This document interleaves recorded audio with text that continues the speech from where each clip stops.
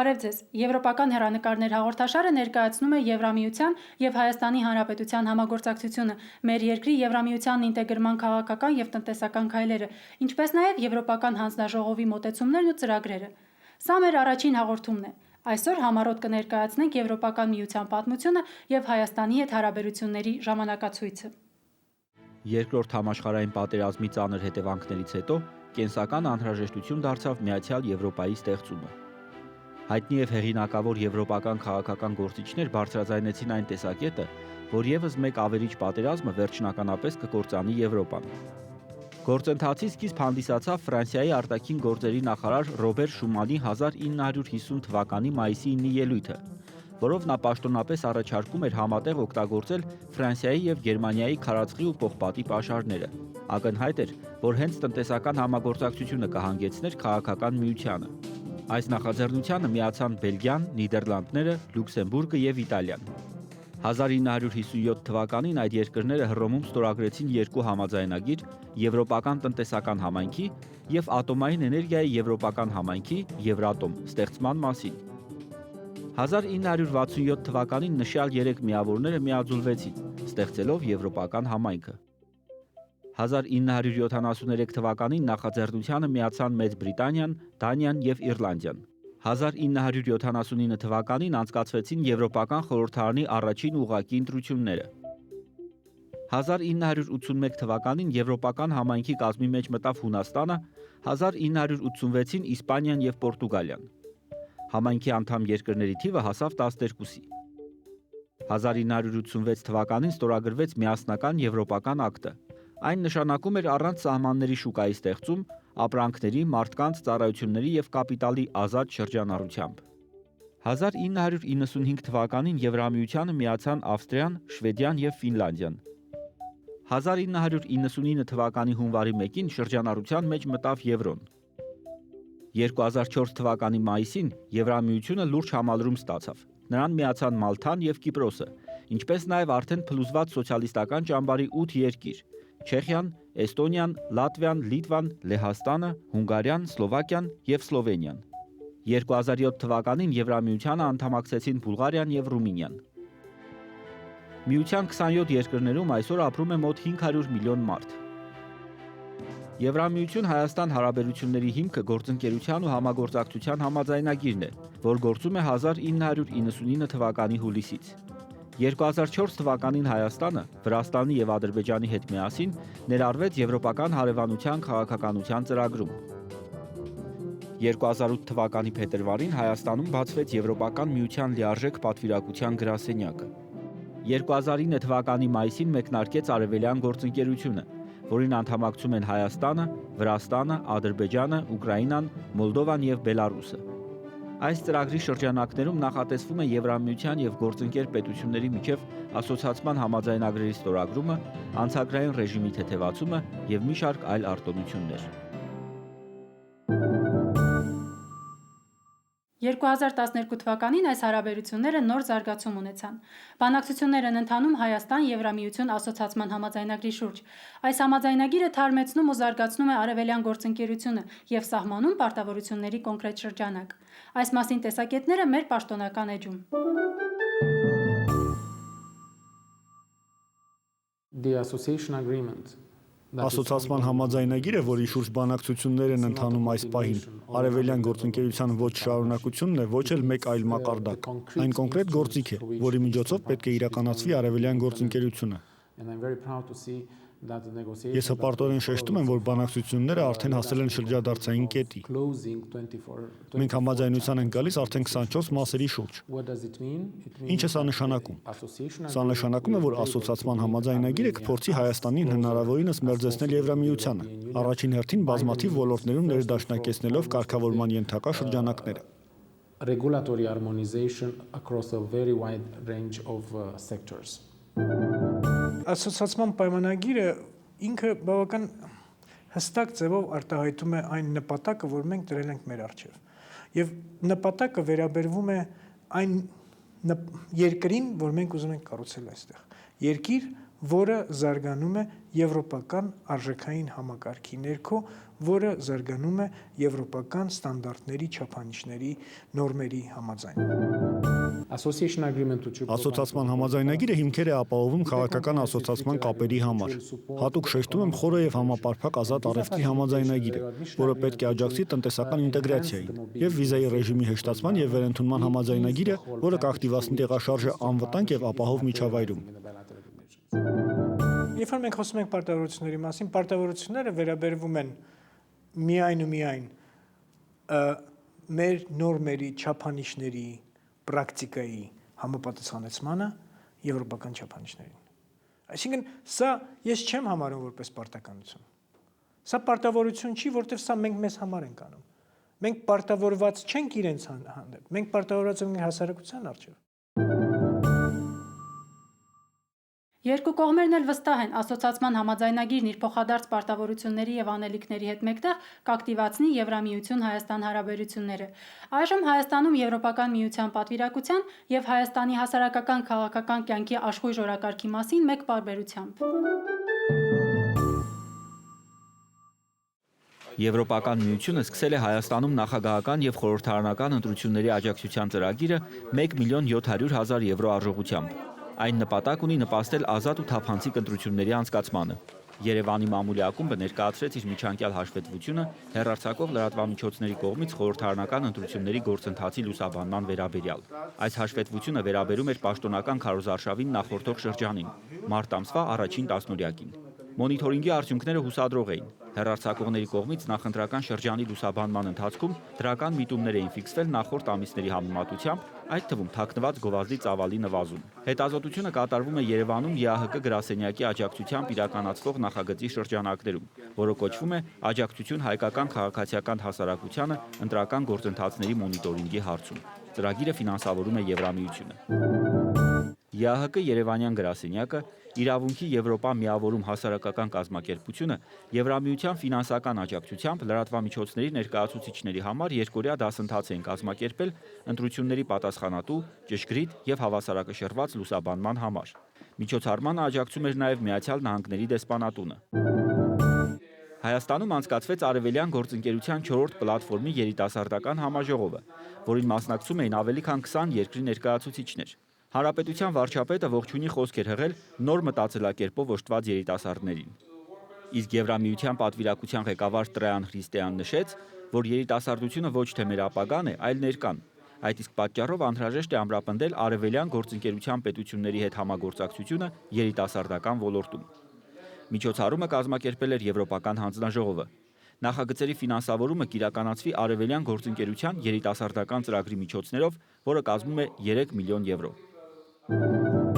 Թափոնների կառավարում Եվրոպական հարևանության եւ գործընկերության գործիք արևելք ծրագրի շրջանակներում տեղի ունեցավ խորհրդատվական խմբի եւ շահառուների հանդիպում։ Ծրագրի նպատակն է տարածաշրջանային համագործակցության միջոցով մասնակից երկրներում նվազեցնել թափոնների ոչ պատշաճ կառավարման հետևանքով շրջակա միջավայրի աղտոտումը եւ դրա հետ կապված ռիսկերը։ Այդ նպատակով մասնակից երկրներում նախ փորձնական ծրագիր է իրականացվում։ Հայաստանում որպես փորձնական շրջան է ընտրվել Լոռու մարզը, որի 8 քաղաքային աղբավայրերը զբաղեցնում են շուրջ 19 հեկտար տարածություն, իսկ աղբավայրերում տեղադրված թափոնների ծավալը կազմում է մոտ 2 տոննա։ Ծրագիրը մեկնարկել է 2009 թվականին։ Նախատեսվում է ձևավորել խորհրդատվական խումբ, հավաքագրել ռազմավարության համար անհրաժեշտ ելակետային տվյալներ, իրականացնել աղբավայրերի գույքագրման աշխատանքներ ու կազմակերպել իրազեկության բարձրացմանը միտված միջոցառումներ։ Երևանի Շենգավիթ համայնքի թիվ 52 դպրոցում ընդունեցին եվրոպացի հյուրերի Գոսփել, կառավարումը սպորտի բնագավառում որպես սոցիալական ուղեցույց ծրագրի ներկայացուցիչներին։ Աշակերտները ողջունեցին նրանց ֆրանսերեն խոսքով եւ երգով, հայկական պարով եւ Հովանես Թումանյանի Անխելք մարդը հեքիաթի ֆրանսերեն բեմադրությամբ։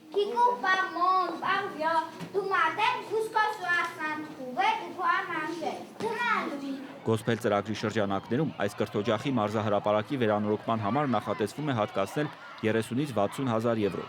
Սա փորձնական ծրագիր է, որը շարունակական բնույթ է կրելու։ Գոսփել ծրագրի նպատակն է սպորտի բնագավառում տեղայնացնել կառավարման այնպիսի մեխանիզմներ, որոնք թույլ կտան բարելավել կյանքի որակը, ընդգրկելով հաշմանդամներին ու բնակչության խոցելի խավերին։ Donc nous allons lancer un appel d'offres Մրցույթ կհայտարարվի մարզահրապարակի վերանորոգումն իրականացնող ձեռնարկությունն ընտրելու համար։ Հուսով ենք մինչև տարվա վերջ աշխատանքն ավարտված կլինի։ Եվրոպական միությունը եւ Հայաստանի կառավարությունը սկսեցին բանակցություններ երկու համաձայնագրի շուրջ՝ կարճաժամկետ վիզաների տրամադրման ընթացակարգերի դյուրացման եւ Եվրոպական միության եւ Հայաստանի միջև անօրինական միգրանտների վերադարձման ռեադմիսիայի վերաբերյալ։ Բանակցությունների ավարտը շատ մոտ չէ, բայց ընթացքը մասնակիցների ասելով խոստումնալից է։ Ինչ կտա փաստաթղթերի ստորագրումը։ Կսահմանվեն ավելի ցածր վճարներ վիզաների համար։ Քաղաքացիների որոշ խմբերի, օրինակ կենսաթոշակառուների համար կվերացվեն վիզայի վճարները։ Վիզայի տրամադրման դիմումները կուսումնասիրվեն առավելագույնը 10 օրվա ընթացքում։ Փաստաթղթային պահանջները կպարզեցվեն։ Որոշ խմբերի համար բազմակի մուտքի վիզաներ ավելի շատ կտրամադրվեն եւ այլն։ Ռեադմիսիայի մասին համաձայնագիրը ենթադրում է երկկողմանի պարտավորություններ ստորագրող կողմերի համար։ Ընդունելու իրենց քաղաքացիներին եւ որոշ դեպքերում երրորդ երկրների քաղաքացիներին առանց քաղաքացիության անձանց, որոնք մյուս կողմի տարածքում գտնվում են անօրինական կարգավիճակով։ Այն մասին, թե բնակչության որ խմբերին ինչ հնարավորություններ կտա համաձայնագրերի ստորագրումը, մանրամասնորեն կպատմենք մեր հաջորդ հաղորդման ընթացքում։ Ասոցիացման համաձայնագրի բաղկացուցիչ մաս է խորը եւ համապարփակ առևտրի գոտին։ Եվրոպական չափանիշերի կիրառում Հայաստանի ներմուծման եւ արտահանման ոլորտներում Եվրամիության հետ առևտրական հարաբերություններում։ Եվրոպական միությունը հատուկ ողջունել է այս առաջընթացը։ Եվրոպական միությունը որոշել է Հայաստանի հետ հարաբերությունները սկսել խորը եւ համապարփակ առևտրային գոտուց, ինչը զգալիորեն կնպաստի տնտեսական աճին եւ ձեր երկրում ներդրումների խթանմանը։ Եվրոպական հանձնաժողովը ողջունում է այս քայլը ոչ միայն քաղաքական կապերի խորացման, այլև տնտեսական ինտեգրման տեսանկյունից։ Սա արևելյան գործընկերության երկրների հետ մեր հարաբերությունների անկյունաքարերից է, եւ Հայաստանը այդ գործընթացի կարևոր եւ ակտիվ մասն է հանդիսանում։ Ինչպես անել, որ հայաստանցի արտահանողները Եվրոպայում զգան իրենց ինչպես ձուկը ջրում։ Ինչ է պետք Եվրոպայում մեր ձկնարտադրության սպառման համար։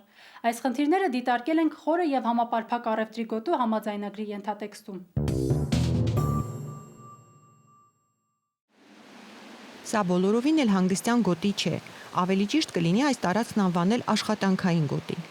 Շատրվաններն էլ անցորդներին զովացնելու համար չեն։ Դրանք ջուրն են թթվածնով հարստացնում լողավազանում բնակվող ձկների համար։ Ամեն ինչ իրապես հարմարեցված է հիմնական բնակիչների, այսինքն ձկների բարենպաստ կյանքի համար։ Այստեղ ձկնաբուծության ապագան կապված է եվրոպական շուկայի հետ, այդ պատճառով էլ նրանց կերը եվրոպական է, Եվրամիությունում ընդունված չափանիշներին համապատասխան, առանց բիոհավելումների։ Գիտական մոտեցում է ցուցաբերվում ամեն հարցում։ Ոչ մի ծովում եւ օվկիանոսում նրանք նման վերաբերմունքի եւ ուշադրության չէին արժանանա։ Ձկան սեռն էլի դեպ ուլտրաձայնային հետազոտությամբ են որոշում։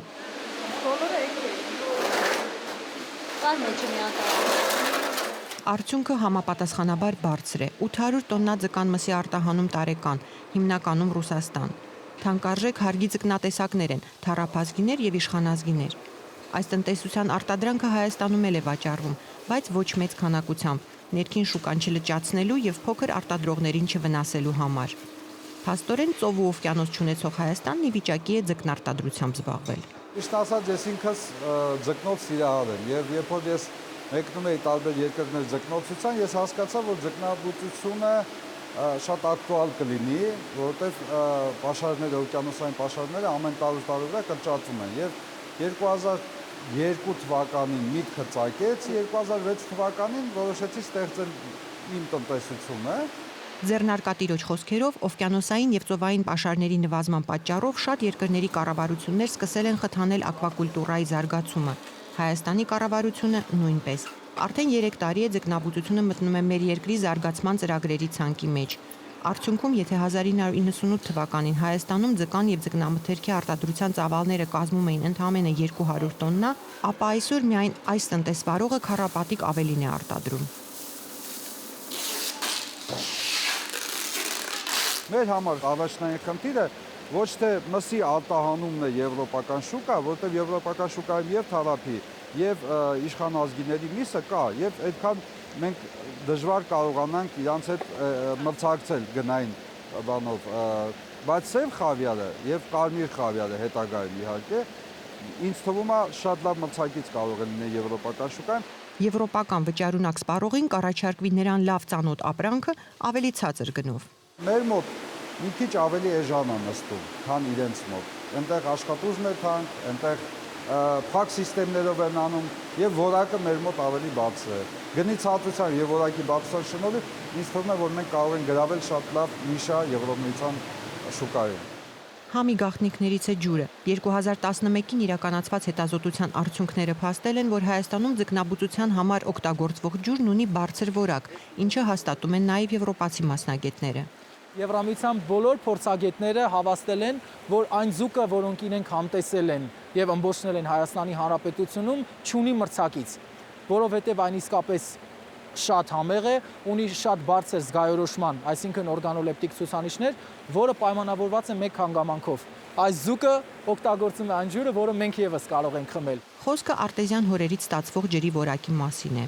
Այս ձեռնարկության ձուկն առանց վերամշակման ենթարկվելու հենց հիմա էլ կարող է արտահանվել Եվրամիություն, բայց քանի որ արտադրողը նպատակադրված է ձկնկիտ արտահանել, ոչ թե չվերամշակված ձկանմիս, ուրեմն դեռ պետք է ճանապարհ անցնի։ Դրա մի մասն արդեն հետևում է, պայմանագիրը ստորագրված է եւ ներդրվում է ՀԱՍՊ հայերեն վտանգների վերլուծության եւ հսկման կրիտիկական կետեր կոչվող կառավարման համակարգը։ Առանց այս համակարգի ներդրման անհնար է արտահանում կազմակերպել եվրոպական երկրներ։ Ոչ մի երկրի, ոչ մի տեղում հեշտ չի աշխատել։ Եվրամիության հետ աշխատելուց երևի թե ավելի շատ կարգապահություն է լինում, ինձ տենց է թվում։ Այսինքն չի լինում են տնական հարաբերությունները, լինում են պարտավորություններ, կարգապահություն եւ դա կբերի շատ որակը կբարձրացնի մեկ, որ դա շատ օգտակար կլինի ցանկացած տնտեսության համար, ով կուզենա համագործակցել Եվրամիության հետ։ Այժմ այն մասին, թե որքանով է Եվրամիությունը պատրաստ համագործակցել Հայաստանի եւ մեր երկրի տնտեսվարողների հետ։ Դեռևս 2006-2007-ին Հայաստանը առաջարկում էր եվրոպական կողմին սկսել բանակցություններ Հայաստան-Եվրամիություն ազատ առևտրի գոտի ձևավորելու ուղղությամբ։ Եվրոպական միությունը բավական զգուշորեն էր մոտենում, որովհետև տպավորություն ունեին, որ պետք է այդ հարցը բավական լավ ուսումնասիրվի եւ գնահատվի, արդյոք դա ձեռնատու կլինի եվրոպական կողմի համար։ Գործընթացը բավական երկար տևեց, եվրոպական կողմը նախաձեռնեց առանձին ուսումնասիրություն եւ որի արդյունքում որոշում ընդունեց, որ այո, պատրաստ է քաղաքական առումով գնալ բանակցությունների, բայց մի պայմանով, որ դա պետք է լինի ոչ թե պարզ ազատ առևտուր, այլ դա պետք է լինի այսպես կոչված խոր եւ համապարփակ ազատ առևտրին գոտի։ Մի շատ կարևոր բան կա, որ պետք է հասկանալ։ Եվրամիությունը մտադիր է ավելի մոտ բարեկամական հարաբերություններ ստեղծել Հայաստանի հետ, Հարավային Կովկասի մյուս երկրների, Վրաստանի հետ, ինչպես նաև Ուկրաինայի, Մոլդովայի։ Այդ պատճառով էլ այս հատուկ գործիքն է ընտրվել։ Այս հատուկ հարաբերություններն արդեն սկսվել են եւ Եվրամիությունը կօգնի Հայաստանին բարեփոխումների իրականացման ընթացքում։ Մեր երկրի ջանքերն այս ուղղությամբ գնահատվում են եւ դա արտահայտվում է Եվրամիության ֆինանսական աջակցության չափով։ 2007-ից 10 թվականների համար Հայաստանին հատկացվել է 98 միլիոն եվրոյի ընդհանուր աջակցություն, իսկ 11-ից 13 թվականների համար նախատեսվող աջակցության ընդհանուր փաթեթը 157 միլիոն եվրո է։ Դրանք վարկային միջոցներ չեն, այլ դրամաշնորհներ։ Խորը եւ համապարփակ առևտրի գոտին ազատ մուտք է ավելի քան 500 միլիոն բնակչություն ունեցող Եվրամիության շուկա։ Նախ շուկա որպես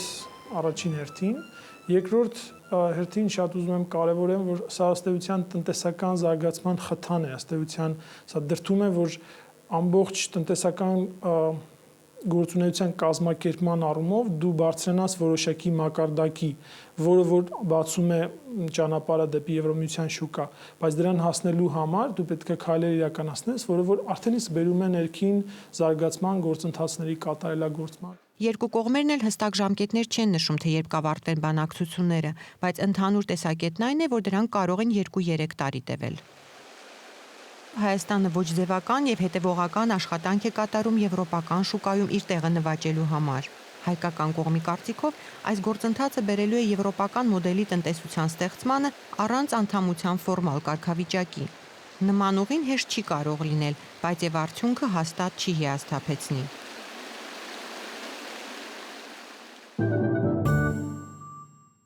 Եվրամիության եւ Հայաստանի համագործակցության այժմյան ոլորտները մեր հաջորդ հաղորդման թեման են։ Մենք կհանդիպենք մայիսի 9-ին, Եվրոպայի համար բավական նշանակալի մի օր։ Հայաստանի եւ Եվրոպական միության համագործակցության մոտեցումներին, նորություններին ու պատմություններին սպասեք մեկ ամիս անց։ Ցտեսություն։